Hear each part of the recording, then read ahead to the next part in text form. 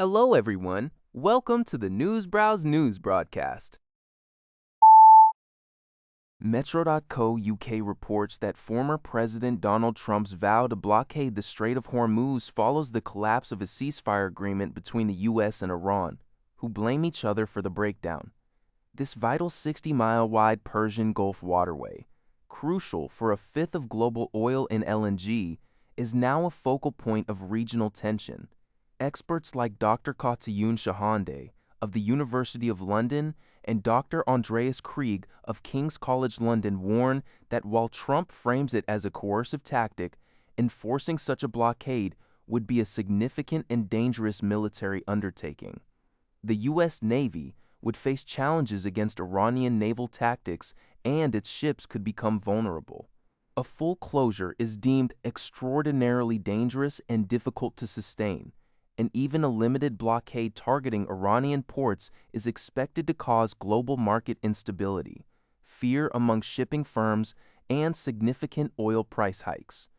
Dr. Krieg emphasizes Iran's higher threshold of pain compared to the U.S. and global economy, suggesting a prolonged crisis. The move also risks further alienating U.S. allies in the Gulf who desire open shipping lanes, potentially aggravating anti-Trump sentiments and a sense of abandonment. CBS News reports that the United States is set to begin a blockade of Iranian ports and a partial blockade of the Strait of Hormuz at 10 a.m. EDT. President Trump announced this decision on Truth Social following the failure of marathon talks in Islamabad over the weekend between U.S., Iranian, and Pakistani negotiators. U.S. Central Command clarified that vessels avoiding Iranian ports will still be permitted to use the Strait of Hormuz, a critical waterway for oil and other goods. In response, Iran's military has condemned the impending U.S. naval blockade as illegal and piracy, warning that if its own Gulf ports are threatened, no other ports in the Persian Gulf and Arabian Sea will be safe. Pakistan is reportedly increasing diplomatic efforts to bring Tehran and Washington back to the negotiating table before the current ceasefire expires around April 22, aiming to prevent an escalation to all-out war. The article also includes updates on Pope Leo XIII's criticism of Trump's Iran policy and human rights concerns regarding Iran's execution rates. South Korea experienced a significant surge in exports during the first 10 days of April, with a 36.7% year-on-year increase, reaching $25.2 billion a door, according to data released Monday by the Korea Customs Service and reported by UPI. This marks the highest export value ever recorded for the initial 10 days of any month, surpassing the previous record set just last month. The robust growth was primarily fueled by strong overseas demand for semiconductors, which saw a remarkable 152% surge, totaling $8.6 billion. Chip exports alone constituted 34% of the country's total outbound shipments during this period, boosted by the global artificial intelligence boom. Other key exports included petroleum products, which climbed 38.6% to $1.8 billion.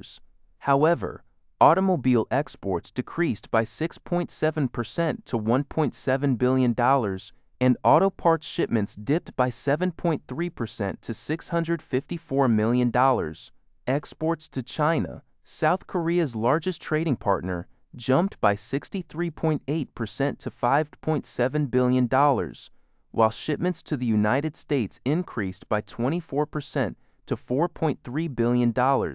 Despite the tariff scheme by the U.S. administration, imports during the same period rose by 12.7% to $22.1 billion, leading to a trade surplus of $3.1 billion. The increase in imports was partly due to higher global oil prices and a weaker Korean won.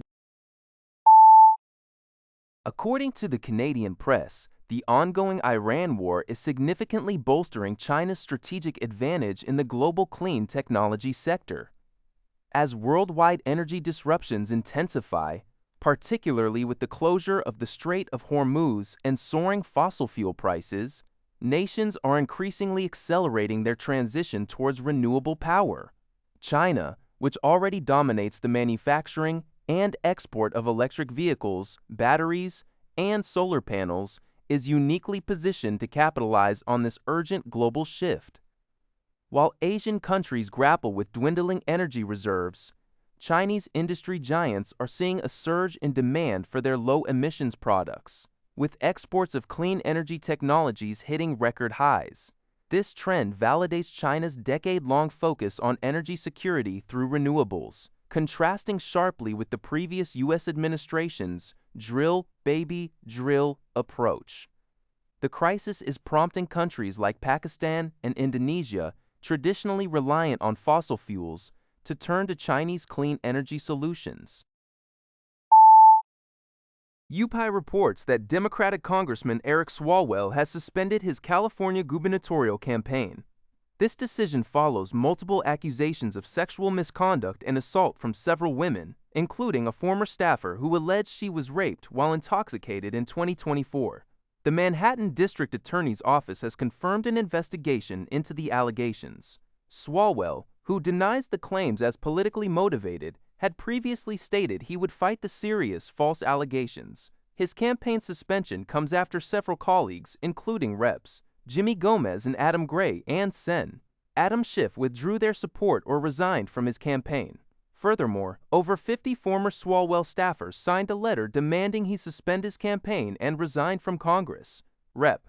Ana Paulina Luna has also threatened to file a motion to expel him from Congress if he does not resign within 24 hours. Swalwell was considered a leading candidate to replace term-limited Gov. Gavin Newsom.